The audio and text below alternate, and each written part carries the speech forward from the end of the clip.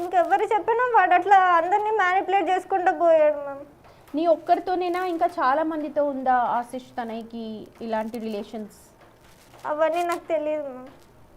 ఇప్పుడు ఏం చేయాలనుకుంటున్నావు అమ్మా? ఇప్పుడు నువ్వు బయటకు వచ్చావు, ఇప్పుడు ఆయన వాడుకుంది కాక ఆయన ఫ్రెండ్తో కూడా మళ్ళీ నన్ను యూజ్ చేసుకోమని ఆయన వదిలేశాడు. ఇంకా అక్కడి నుంచి పారిపోయి నేను వచ్చి ఇంట్లో సూసైడ్ చేసుకుందామని ట్రై చేస్తే మమ్మీ వాళ్ళు ఎమ్మటనే వచ్చారు. ఇంకా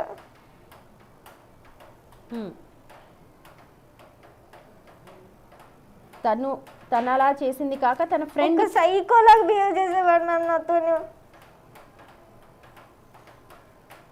ఎలా సైకో అంటే ఏంటి? కొట్టేవాడు అంటున్నావు? నేను పీరియడ్స్ టైంలో కూడా వదిలిపెట్టలేదు మ్యామ్ నన్ను. ఇన్నేళ్ళు అంటే దాదాపు సంవత్సరాల నుంచి బాధపడుతున్నావు కదమ్మా. సో ఇప్పుడు అంటే ఇప్పుడు మీ పేరెంట్స్ రావడం బట్టే నువ్వు ఇప్పుడు బయటకు వచ్చావా?